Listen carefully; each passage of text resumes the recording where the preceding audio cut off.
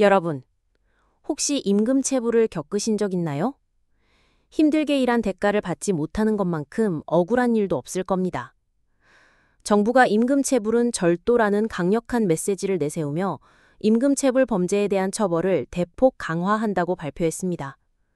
과연 어떤 내용이 바뀌는 걸까요?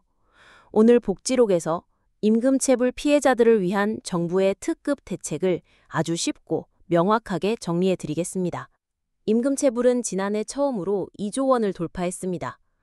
올해 상반기에도 무려 1조 1천억 원의 체불액이 발생하며 노동자들의 삶을 위협하고 있는데요. 이에 정부는 범정부 차원의 임금체불 근절 대책을 발표했습니다. 가장 눈에 띄는 변화는 임금체불 범죄의 법정형을 강화하는 것입니다.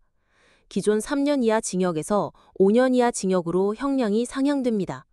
이는 횡령 같은 재산범죄와 같은 수준인데요. 더 이상 임금체불을 가볍게 여기지 않겠다는 정부의 강력한 의지를 보여줍니다. 또한 정부는 숨어있는 체불을 찾아내기 위해 올해 하반기 근로감독을 대폭 확대합니다.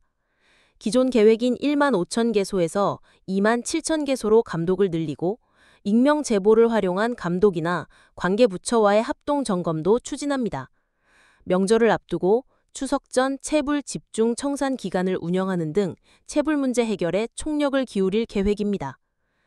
피해 노동자를 신속하게 보호하기 위한 대책도 마련됐습니다. 정부가 사업주를 대신해 임금을 지급하는 대지급금 제도의 지급 범위가 최종 3개월분에서 6개월분 임금으로 확대됩니다. 이와 함께 퇴직금을 퇴직연금으로 전환해 미리 사회에 적립하는 방안을 단계적으로 의무화하여 퇴직 시 발생하는 체불을 근본적으로 줄여나갈 방침입니다.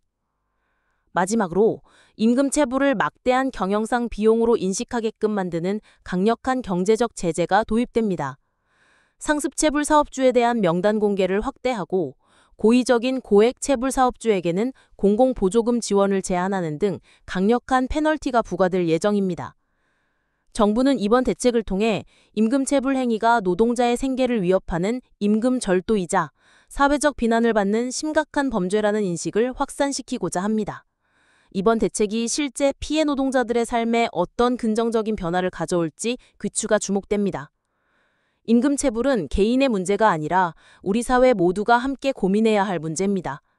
오늘 발표된 대책들이 모든 노동자들의 노력이 헛되지 않는 건강한 사회를 만드는 데 큰 역할을 해주길 기대합니다.